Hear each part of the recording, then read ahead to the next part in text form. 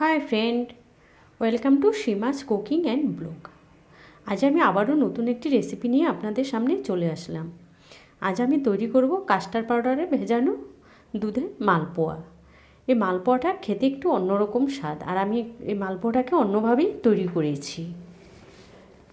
এর জন্য এখানে আমি 1 কিলো দুধ নিয়েছি। দুধটাকে আমি একটু ফুটতে দেবো, আর দিয়েছি সামান্য নুন। এই যে দুধটা ফুটে উঠেছে, আর যেহেতু আমি কাস্টার্ড পাউডার তৈরি করব, তাই এখানে আমি 3 টেবিল চামচ কাস্টার্ড পাউডার নিয়েছি। আর এই কাস্টার্ড পাউডারটা আমার ঘরে তৈরি করা। কাস্টার্ড পাউডারটা দেওয়ার সাথে সাথে আমি নেড়ে দেব, না হয় লাম্পস বেঁধে যেতে পারে। এবার ভালোভাবে মিশিয়ে ওর মধ্যে আমি গুড় অ্যাড করে দেব। এবার দিয়ে দিচ্ছি গুড়। স্বাদ অনুযায়ী আমি এখানে গুড়টা অ্যাড করব। আপনারা আপনাদের মিষ্টি কতটা খাবেন সেভাবে অ্যাড করবেন। এবার গুড়টা ভালোভাবে মিশিয়ে দেব। মিষ্টিটা আপনারা আপনাদের পছন্দ মতো ব্যবহার করবেন। গুড়টা ভালোভাবে মিশিয়ে গেছে। এবার দুধটাকেও আমি ঘন করে নেব একটু। এখানে আমি 1 কিলো দুধ নিয়েছি। এই দুধটাকে ঘন করে আমি প্রায় 600 গ্রামের মতো করে নেব। এই যে দুধটা আমার ঘন হয়ে গেছে। এবার এখানে নিয়েছি আমি 1 কাপ চালের গুঁড়ো, আর নিয়েছি 3 টেবিল চামচ ময়দা। এবার এটাকে সামান্য জল দিয়ে আমি মেশাতে থাকবো। আর দিয়ে দিচ্ছি একটু ফুড কালার। এই ফুড কালারটা আমি ঘরেই তৈরি করেছি। এই কালারটা আপনারা গাজরের রস দিয়ে তৈরি করে নিতে পারবেন। ভালোভাবে মিশিয়ে দেব। আমি একটা ঘন ব্যাটার তৈরি করে নেব। আমার ব্যাটারটা তৈরি হয়ে গেছে। এবার ওর মধ্যে দিয়ে দিচ্ছি আমি সামান্য নুন, আর দিয়ে দিচ্ছি 1 চা চামচ মৌরি দিয়ে আবারও একটু মিশিয়ে নেব। ব্যাটারটাকে যত ফেটাবেন তত পিঠাটা ভালো হবে।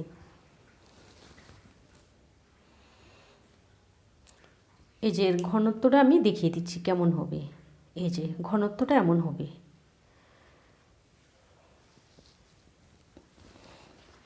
ব্যাটারটা আমার রেডি হয়ে গেছে। এবার এখানে পিঠাটা ভাজার জন্য আমি পর্যাপ্ত পরিমাণে তেল বসিয়ে দিয়েছি। তেলটাকে আমি গরম করে নিয়েছি ভালোভাবে। অবশ্যই ভালো করে তেল গরম করে নেবেন। তারপরে মিডিয়াম আছে আমি ব্যাটার দিয়ে দিচ্ছি তেলের মধ্যে। আমার প্রথম পিঠাটা একটু ছিঁড়ে গেছে, কারণ পিঠাটা না হতে আমি উল্টে দিচ্ছিলাম, তাই পিঠাটা একটু ছিঁড়ে গেছে।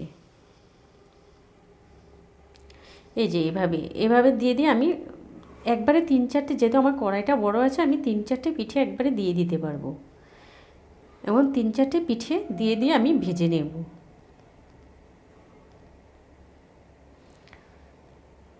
এই যে আমি না হতেই পিঠাটা উল্টাতে গিয়েছি, তখনই আমার পিঠেটা একটু ছিঁড়ে গিয়েছে। এই যে এই যে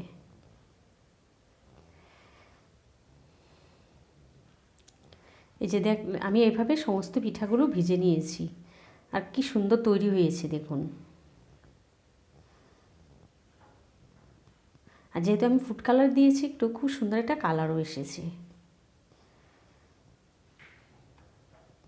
এভাবে আমি সমস্ত পিঠাগুলো ভেজে নিয়েছি। আবারও দিয়ে দিচ্ছি। এই যে আমার সমস্ত পিঠাগুলো ভাজা হয়ে গেছে। আর খুব তাড়াতাড়ি তৈরি হয়ে যায়। এই পিঠাটা খেতেও অপূর্ব স্বাদ।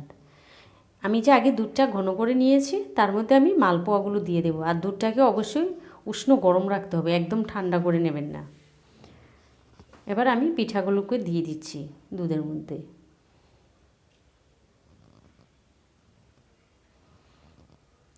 আর দুধে ভেজানোর পরে পিঠাগুলো একদম সফট হয়ে যায়, খেতেও অপূর্ব লাগে। আপনারাও এভাবে একবার তৈরি করে খেয়ে দেখবেন। আমার এই রেসিপিটা ভালো লাগলে একটা সাবস্ক্রাইব করবেন, আর পাশে থাকা বেল আইকনে ক্লিক করে দেবেন। তাহলে যতক্ষণই নতুন কোনো রেসিপি আপলোড দেব, সবার আগে পৌঁছে যাবে আপনাদের কাছে।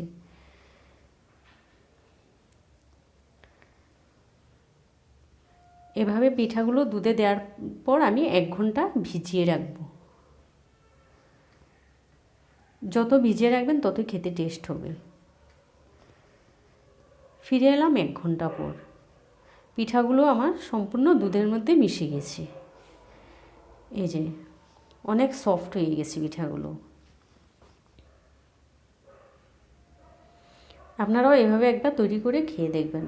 সাধারণ মালপোয়ার থেকে এটা খেতে অন্যরকম স্বাদ। তৈরি হয়ে গেল আমার কাস্টার্ড পাউডার দুধে ভেজানো মালপোয়া। আমার এই রেসিপিটা ভালো লাগলে একটা সাবস্ক্রাইব করবেন আর পাশে থাকা বেল আইকনে ক্লিক করে দেবেন। অবশ্যই অল করে দেবেন, তাহলে যখনই কোনো নতুন রেসিপি আপলোড করব সবার আগে পৌঁছে যাবে আপনাদের কাছে। ভালো থাকুন, সুস্থ থাকুন, টাটা।